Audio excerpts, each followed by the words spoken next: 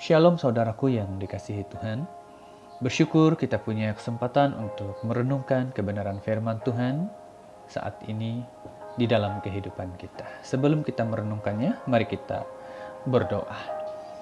Bapa di syurga, sertai kami di saat kami mau belajar akan firman-Mu. Buka setiap pintu hati kami agar kami dapat mengerti, memahami apa yang Engkau firmankan kepada kami saat ini. Berkaryalah Tuhan, berbicaralah. Terima kasih Tuhan, kami sudah berdoa. Amin. Mari kita melihat kebenaran firman Tuhan di dalam Filipi 2 ayat yang ke-13. Ya, di dalam Filipi 2 ayat yang ke-13, boleh juga kita perhatikan di dalam Filipi 2 ayat yang ke-12 sampai kepada ayat yang ke-17.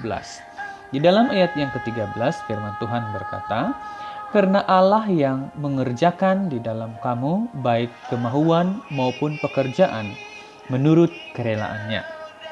Di dalam pembacaan firman Tuhan sebentar tadi, saya senang sekali mengajak kita merenungkan satu tema firman Tuhan yang cukup sederhana, yaitu gagal dan berjaya. Seorang pereka fashion yang terkenal mengatakan atau mencadangkan agar kita belajar gagal dengan jayanya.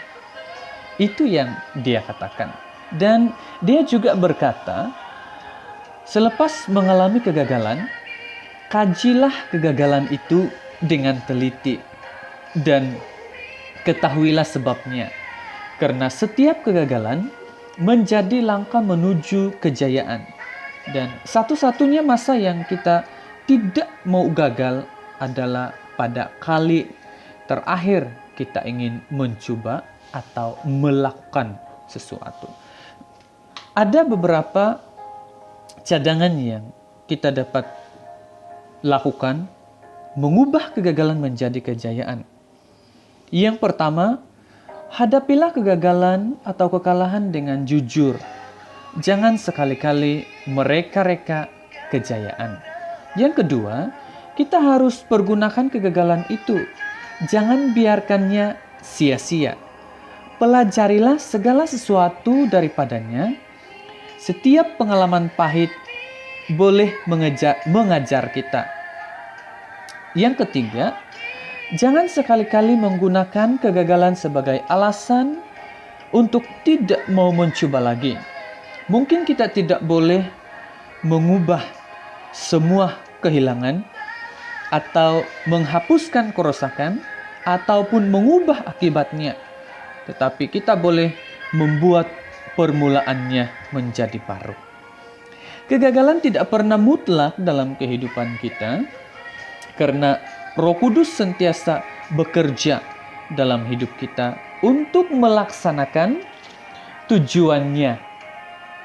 Mungkin Tuhan mengizinkan kita gagal, tetapi Tuhan mendorong kita untuk melihat kegagalan sebagai batu loncatan untuk mewujudkan kedewasaan rohani kita. Tuhan bekerja untuk kebaikan kita dalam setiap keadaan. Oleh itu, kita mesti bertindak berdasarkan kebaikan tersebut agar kita bertumbuh. Kunci kejayaan adalah mengetahui caranya memanfaatkan kegagalan.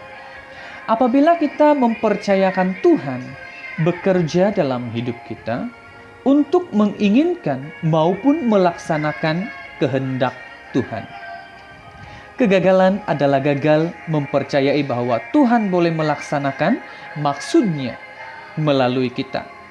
Kegagalan adalah gagal mencoba lagi untuk melakukan perintah pelayanan kepada kita. Kejayaan merupakan kegagalan yang diperbaiki. Jadi perbaikilah setiap kehidupan kita, setiap kegagalan kita. Mari kita berdoa. Bapa di syurga, kami bersyukur atas kebaikan-Mu, di mana Engkau sudah menyertai mengurapi kami di saat kami merenungkan kebenaran firman-Mu. Dan biar kiranya firman-Mu itu mengajar kami, mendidik kami untuk terus hidup tetap setia mengandalkan Tuhan. Ajar kami di dalam kegagalan kami dapat menjadi orang percaya yang berjaya dan terus memiliki keberhasilan di hadapan Tuhan. Terima kasih Tuhan, kami sudah berdoa. Amin.